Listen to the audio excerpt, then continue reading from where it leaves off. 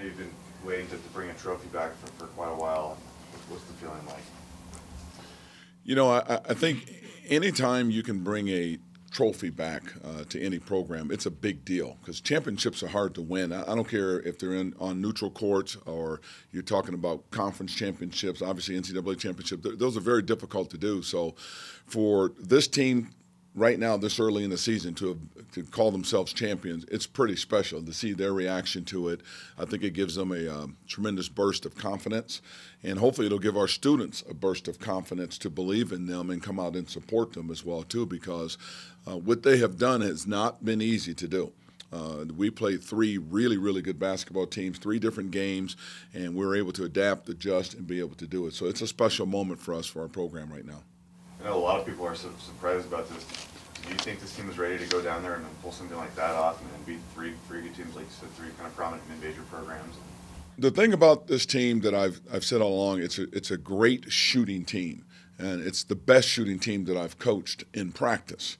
And with the numbers they put up and some of the things that we do to measure that, it's just mind-boggling to me how much better they are even than my Oregon teams in practice. And then all of a sudden we get the scrimmages and we get the exhibition games, and those numbers are still there. Now we have to get the counting games. And the more this team starts to relax and play, they've had some incredible second halves at putting at numbers. They've gone on some incredible runs. So to say we were going to do this well, I certainly felt like we had the capabilities to play extremely well and play with any of these teams. You don't know how well until you get into the battle. And the adversity of the St. Joe's game and being able to come through that just made us stronger and more confident. We controlled the St. Mary's game, and we basically controlled the San Diego State game as well, too. What game do you think they did the most growing up in? What was it, the St. Joe's during the 26-0 run? It was probably the St. Mary's game because the St. Joe's game was kind of a duplicate of the Texas Southern game, but you did that here at home. And to do that on a neutral court of a team that went on a 26-0 run on you, you never felt the game was out of rhythm. People talked about all the time, you must be giving one heck of a halftime speech. Well, we don't give speeches. We make adjustments. And as coaches, we made adjustments. The team listened. They made the adjustments. And you could just feel the momentum in the game changing really literally every 5 minutes and knowing we could come back. But the St. Mary's game against a team, an opponent that's picked to win the West Coast Conference, Randy's been there 17 years, the amount of success they've had, 64 straight games they've won when they shot over 50%. We shoot 58 and win the game. That was an incredible win because that is a high-quality basketball program. Not that St. Joe's isn't, but the fact that you did it in day 2 against that caliber of opponent was pretty impressive.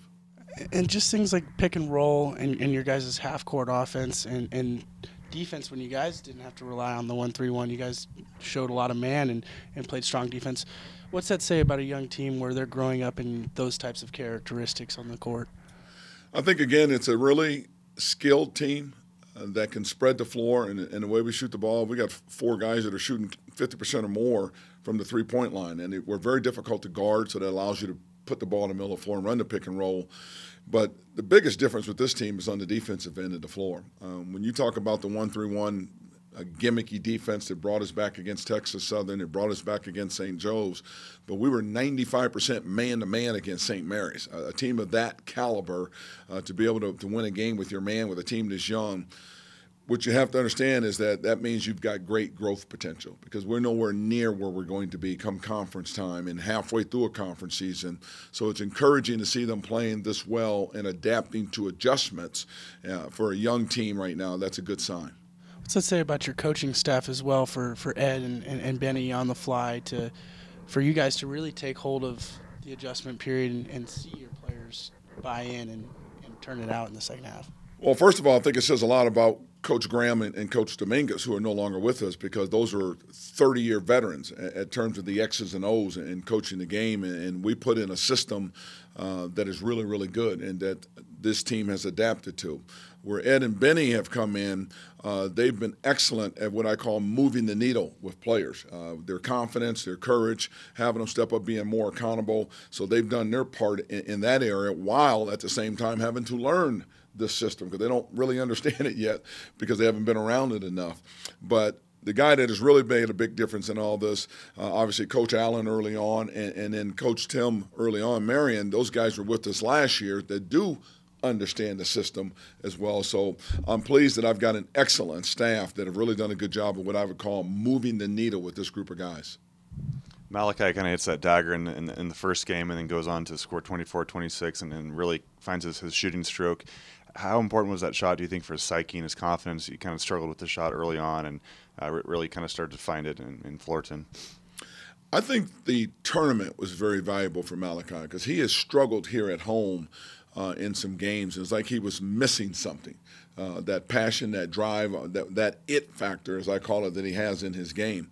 All of a sudden now you're on a neutral court with some of the best talent in the country coming in, team from the Atlantic 10, St. Mary's with all of their hype sitting there, and then you run into a San Diego team San Diego State has had so much success.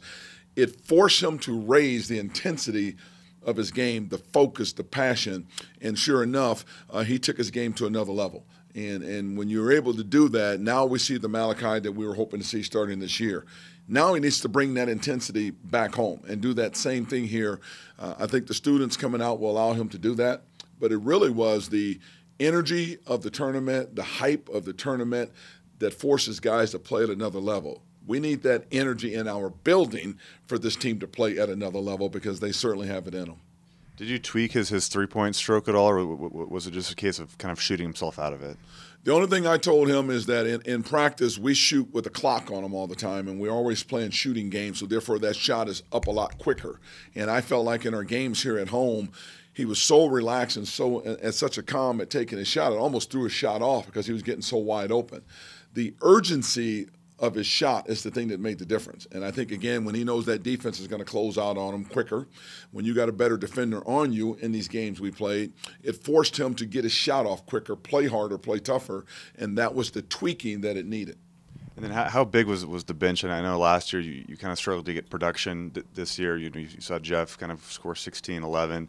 Carter and Quentin had a pretty good game. Is that also kind of a big difference from last year's team? Is you can go to the bench and not just get breathers, but get scoring and production? Huge difference than last year. And, you know, at times I contemplated why I redshirted so much last year with Milan Aqua, Renzi Cheatham sitting there, Jamar Akers sitting there. But we needed to do that for their development and everything. Well, this year you've got, 12, 13, we got 14 players on a roster, of which 13 of them are active to play. That gives you a really deep bench and with our bigs and our guards. So it's a nice luxury to know you can go to a bench and get a guy like Jeff Pollard who has back-to-back games of career highs. Then know you can go to the bench and get a guy like Carter Skaggs that had at some one point in time made 10 straight three-pointers and is perfect from the free throw line. And you can go to the bench and he's shooting 56% from the three. And then you can get a Quentin Henson, 6'5", athletic, that can go. He really changed the game for us in the St. Mary's game with his athleticism. That's a nice luxury to have, and it makes you more of what I would call a complete team. Did Jeff really take some time to refine his offensive game? He was a great defensive player last year, but it kind of feels like he's a lot better on the offensive end this year. I think it's just the experience of being in the system, that year or two of being with us and having the freedom and the green light to shoot it. He's also an outstanding three-point shooter. People have not seen that piece of his game yet. So he's just getting into a comfort zone. And remember, again, here's somebody that went to prep school and played at a higher level out of high school, waiting to become a Coug. And then he played last year. So he's kind of in year 3 out of high school right now. And sure enough, here comes his confidence. Defensively speaking, Arenze, Drick, Jeff, and Robert Franks showed some skill at the defensive end this weekend. Is that the change that you've seen with the front line where these guys can run and they're not getting tired? I mean, how big of a difference has it been for the front line this season? It's been a huge difference that we can get up and down the floor. I mean, as good as Connor and Josh were, they weren't the fastest guys up and down the floor. They were productive in the half court. But those guys that you mentioned, Drake and Jeff and Franks and Cheatham, those guys are fast down the floor, number one. Drake's our best ball handler in transition with the speed. So they give problems bringing the ball on offense, Drake and Robo. And then on the defensive end, they can get down and shut down transition with us, number one. Number two, they allow you to press and switch and do things we just couldn't do with our bigs in the last 2 or 3 years that I've been here. So it's just a different team defensively. Ike Arebu was at our San Diego State game, and I think the first thing out of his mouth was he could not believe how hard we played defensively and how good we were defensively. That's because you have a different set of athletes right now, and you can do things defensively as well. Is there a certain time where you see maybe a single play where you're like, okay, I've got a different team here? Viante's storming down the court and picking the ball, not giving up on the play, and then he saved it and threw it to half court. That was a big momentum change during the game. How many times have you seen those types of plays with them this season? Several. Milan Aqua going over a scores table here at home. They called it out of bounds, but it was a good play. Jeff Pollard taking charges. Carter Skaggs taking charges. Viante's play you talked about. And then Malachi had a play in the game where he lost the ball and dove full length to steal it back at a critical time in the game. Those are things on the defensive end that you say, or the hustle end, that, wow, this team has a chance to be really good. But to me, it's on the offensive end. When you see a team that is so unselfish and doesn't hesitate to pass up a shot to give a teammate the better shot, when you see the ball movement that we're able to do on the offensive end of the floor, that tells you they're starting to figure some things out right now. And then how often has it been for you to have a sophomore point guard whose assist-to-turnover ratio, I believe right now, is 28-4? That's probably as impressive as I've seen it so far. I mean, as good as Luke Rittenauer was and Aaron Brooks were, those are some impressive numbers. Rid didn't turn the ball over either. He's kind of in that same category. But to do it your sophomore season and do it with the speed we play at is the more impressive thing with it. Are there any questions from the phone? Okay. All right, well, thank you. I was going to ask about Robo. He kind of tweaked his ankle. Is there any concern there? Or you kind of be able to play on it? No, there's no concern. The fact that we have a couple days off and he can even take a third day off if need be. We don't play again until Saturday, so he's got plenty of time, and everybody for that matter. It's grueling to play 3 games in 4 days, sleeping in strange beds, traveling back into Pullman and in and out of Pullman and everything. So all of these guys need some time to kind of rest and heal up and those types of things, but we should all be ready to go come Saturday. Where's the trophy going? Trophy's going in our locker room. It's going to sit in our office for a few days, but it will sit in our locker room because it will be the defining moment for us with this team, the reference point to how far they've come and the fact that indeed it is now their team. When you talk about Robert Franks and Malachi and Viante Daniels, Jeff Pollard, this is their team now. Josh and Eichnem have moved on, and they can lay claim to leaving footprints here now at Washington State, putting their mark on this program. So they need to see that trophy every day and then make some pledges as to what the season's going to be about and put them around that trophy. We can go back and look back on them at the end of the year. So it's a great rallying cry. What we accomplished down there in Anaheim. That was no easy feat whatsoever. We grew up as a basketball team in that environment.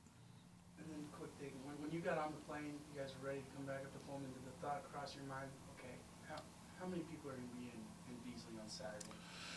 You know, it has crossed my mind just because I've always felt like I understood, this program was in a hole when we took it over. And I tell people all the time, we didn't put it in a hole. I'm bringing it out of a hole. So I can't be responsible for way back there. But as we've moved it forward, I've always felt like the old field of dreams. If you build it, they will come. And I feel like we have built it now. This team is right there ready to explode. We got a lot of work to do. But the next step in it is getting the students behind us because it'll allow us to take it to another level. The energy, the defense, the offense, the compassion, the camaraderie, the intensity level that you put on opponents, we need the students now. And this is an enjoyable team that's getting recognized by CBS, by Andy Katz, by Joe Denari, the bracketology guy. They're recognizing us in the East and across the country. They need to recognize us 2 blocks away and come into Beasley because we're their team. And we have a chance to do something special with this season, but we need the students there to help us get there. They're a big part of who we are and our identity.